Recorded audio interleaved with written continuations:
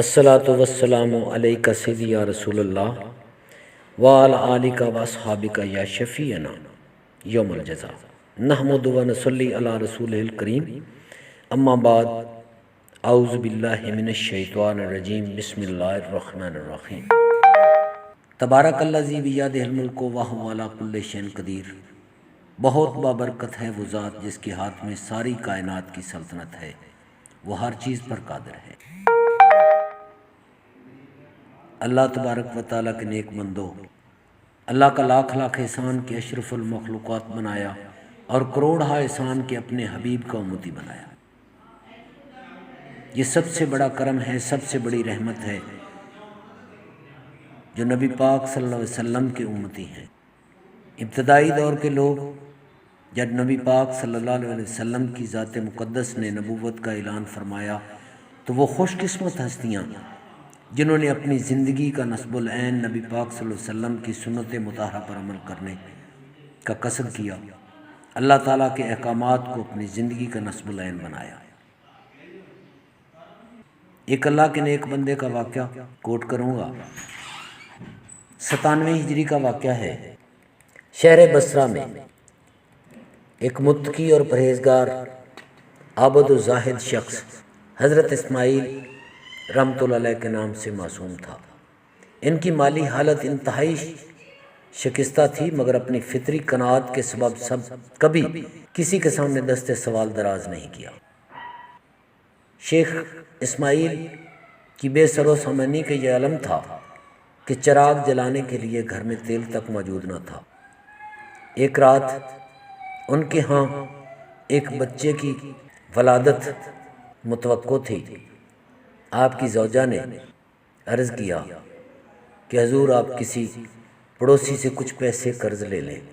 شیخ اسماعیل نے اپنی ذات کے لیے تو کبھی کسی کے آگے ہاتھ نہیں پھیلایا تھا، مگر جب شریک حیات نے بار بار اصرار کیا، آپ رات کی تاریکی میں گھر سے نکل کھڑے ہوئے اور پڑوسی کے دروازے پر پہنچ کر دستک دی۔ پڑوسی گہری نیند میں سویا ہوا تھا، اس لیے اس نے دستک کی آواز ہی نہیں سنی۔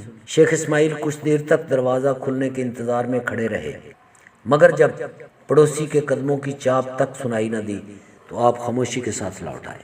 حضرت رابعہ بصری کی والدہ نے شوہر کو خالی ہاتھ، زوجہ محترمہ نے جب اپنے شوہر کو خالی ہاتھ آتے دیکھا تو پریشان سے لہجے میں پوچھا، پڑوسی نے مدد کرنے سے انکار کر دیا؟ شیخ اسماعیل نے افسردہ لہجے میں فرمایا، کہاں کی مدد، اس نے تو دروازہ تک نہیں کھولا۔ آپ کی زوجہ کو جیسے اپنے شوہر کی بات پر یقین نہ آیا ہو، بڑی حیرت ہے۔ شیخ اسماعیل نے فرمایا کہ آپ کو حیرت کیوں ہے؟ جو لوگ ایک دروازے کو چھوڑ کر دوسرے دروازے پر دستک دیتے ہیں ان کا یہی حال ہوتا ہے۔ یہ کہہ کر آپ اپنے کمرے میں چلے گئے۔ شیخ اسماعیل بہت دیر تک بستر پر لیٹے ہوئے کروٹیں بدلتے رہے۔ آپ کو پڑوسی کے رویے پر بہت افسوس تھا، اس کے ساتھ ہی آپ کو اس بات کا بھی نہایت قلق تھا کہ آپ اس دروازے پر گئے ہی کیوں تھے۔ یہ ذہنی کشمکش بہت دیر تک جاری رہی اور پھر اسی عالم میں آپ کو نیند آ گئی۔ شیخ اسماعیل نے حضور اکرم صلی اللہ علیہ وسلم کی خواب میں زیارت فرمائی۔ رسالت میں آپ صلی اللہ علیہ وسلم فرما رہے تھے، اسماعیل اپنی بے سر و سامانی کا غم نہ کر، تیرے ہاں ایک بچی کی ولادت ہوگی جو اپنے وقت کی بہت بڑی عارفہ ہوگی اور اس کی دعاؤں سے میری امت کے بہت سے افراد بخشے جائیں گے۔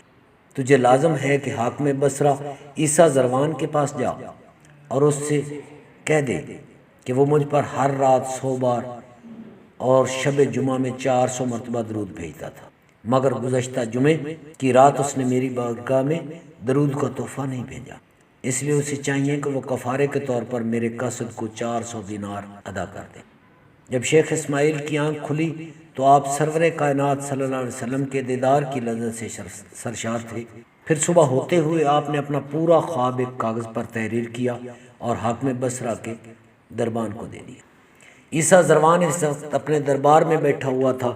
جب شیخ اسماعیل کا خط دیکھا تو بے قرار ہو کر اپنی نشست پر کھڑا ہو گیا اور دربان سے مخاطب ہو کر بولا، وہ معزز اور محترم شخص کہاں ہے؟ دربان نے عرض کیا، حاکم بصرہ کے جواب کے انتظار میں محل کے دروازے پر کھڑا ہے۔ عیسیٰ زروان تیز قدموں کے ساتھ محل کے دروازے پر پہنچا اور شیخ اسماعیل کے ہاتھوں کو بوسہ دے کر کہنے لگا، اے اللہ کے نیک بندے، آپ کے طفیل مجھے سرور دو عالم صلی اللہ علیہ وسلم نے یاد فرمایا اور میری غلطی کی معافی کا سبب پیدا ہوا، اللہ آپ کو جزائے خیر دے۔ یہ کہہ کر حاکم بصرہ نے خلوص و عقیدت کے ساتھ شیخ اسماعیل کو 400 دینار دے دیے اور اسی خوشی میں 10,000 دینار دوسرے فقراء میں تقسیم کیے۔ درباریوں نے عرض کیا کہ حضور، آپ نے قاصد کو تو 400 دینار عطا کیے اور فقراء میں 10,000۔ تو حاکم بصرہ نے کہا کہ مجھے اس سے بڑی خوشی کوئی نہیں کہ نبی پاک صلی اللہ علیہ وسلم کی بارگاہ اقدس میں میرا پیش کیے جانے والا درود کا نذرانہ قبولیت کا شرف پا رہا ہے۔ یہ وہ برگزیدہ اور پاک ہستیاں تھیں جن کا مقصود زندگی صرف یہ تھا کہ میرا خالق کس طرح راضی ہوتا ہے۔ اللہ کی رضا کو تلاش کرنا ان کی زندگی کا مقصد تھا۔ نبی پاک صلی اللہ علیہ وسلم کی ذات مقدسہ کا احترام ان کے دلوں میں یہ تھا کہ نبی پاک صلی اللہ علیہ وسلم کی ایک ایک ادا کو، ایک ایک سنت کو انہوں نے اپنی زندگی کا حصہ بنا لیا تھا۔ آج انسان رزق کے پیچھے ہے، رزاق کے پیچھے نہیں۔ اگر رزاق کے پیچھے آج بھی گامزن ہو جائے تو رزق اس کے پیچھے آئے گا۔ واللہ میں قسم اٹھا کر کہتا ہوں، اس وعدہ لا شریک کی جس کے قبضہ میں میری جان ہے، یہ اس عاجز اور حقیر بندے نے ایک فقیر کی صحبت سے پایا اور فقیر کی صحبت سے یہ فیض نصیب ہوا۔ آپ کے حکم کے مطابق میں نے اللہ پر توکل کیا، رزاق کی جستجو شروع کی، رزق کی فکر ہی ختم ہو گئی۔ اللہ پاک ہم سب کو توفیق عطا فرمائے کہ ہم اپنے رزاق کی تلاش میں سرگرداں ہو جائیں۔ رزاق کو پانا مشکل نہیں ہے، اس کی رحمت تو ہر وقت ٹھاٹھے مارتی ہے، وہ تو ہماری تلاش میں ہے۔ ہم انسان ہیں جو غافل ہیں، اپنے رزاق کو بھولے ہوئے ہیں، رزق کے پیچھے ہیں۔ مقدر سے زیادہ وقت سے پہلے کبھی نہیں ملے گا، وہ ملے گا جو مقدر میں ہے اور عین وقت پہ ملے گا۔ قسمت میں نہ ہو، انسان کچھ کر لے، کچھ نہیں آتا تھا، مقدر میں ہوگا تو مل جائے گا۔ فکر کس چیز کی؟ جس چیز کی فکر کرنی چاہیے ایک ہمارے ذمے ہے، اپنے خالق کی بندگی، کیونکہ مالک نے خود فرما دیا، خلق الجن والانس الا لیعبدون، کہ میں نے جن اور انسان کو صرف اس مقصد کے لیے پیدا کیا ہے کہ وہ میری بندگی کرے۔ انسان ہوں، خطا کار ہوں، غلطی کا پتلا ہوں، اگر کوئی کسی کی دل آزاری ہوئی تو معافی چاہتا ہوں۔ مقصد صرف اصلاح معاشرہ تھی۔ اللہ پاک جزائے خیر عطا کرے۔ دعاؤں میں یاد رکھیے گا، زندگی رہی تو انشاءاللہ آئندہ بھی کوئی نیا چیپٹر لے کر حاضر ہو جاؤں گا۔